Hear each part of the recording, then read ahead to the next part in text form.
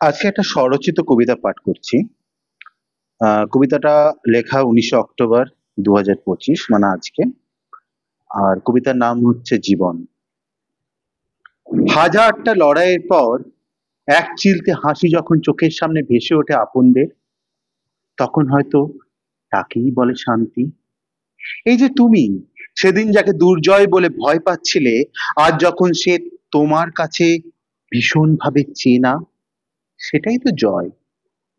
গত সময় নিজেকে দুমড়ে মুচড়ে যে ঘাড় উঁচু করে আজ দাঁড়িয়ে আছো, হয়তো এটাকেই বলে বিশ্বাস। না পাওয়া গুলোর পিছনে নিরন্তর ছুটে চলা, হয়তোবা সবকিছু তোমার হবে না জেনেও তবু অবিরাম আশা নিয়ে এগিয়ে যাওয়া, এটাকেই বলে চেষ্টা। জিততে যে তোমাকে হবেই কেউ বলেনি।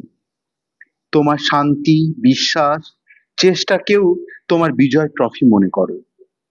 সত্যকে ভালোবেসে মাথা উঁচু করে এগিয়ে যাওয়াটা তোমাকে বানায় নেপোলিয়ান, পৃথ্বীরাজের মতো বীর।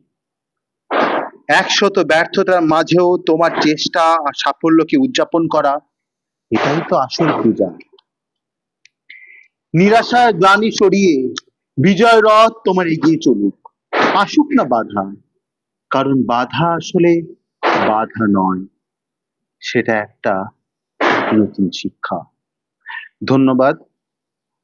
দীপাবলির, কালী পূজার, ভাইফোঁটার সবকিছু শুভেচ্ছা সবাইকে।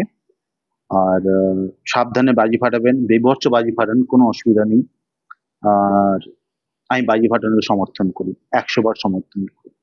চেষ্টা করবেন শব্দবাজিটা কুকুরদের বা তাদের কাছাকাছি না ফাটানো, কারণ আপনার আনন্দটা অনেক সময় তাদের কাছে বিরক্ত করে কারণ বা তাদের একটা ভয়ের কারণ হতে পারে। তো নিজের আনন্দ নিজের কাছে রাখুন, বাজি ফাটান, এনজয় করুন, ভালো মন্দ খান, শব্দবাজিও ফাটান, কিন্তু লিমিটে। বাড়িতে হার্ট পেশেন্ট থাকলে বা পাড়ায় হার্ট পেশেন্ট যদি কেউ থাকে, তাহলে চেষ্টা করুন অ্যাভয়েড করার জন্য।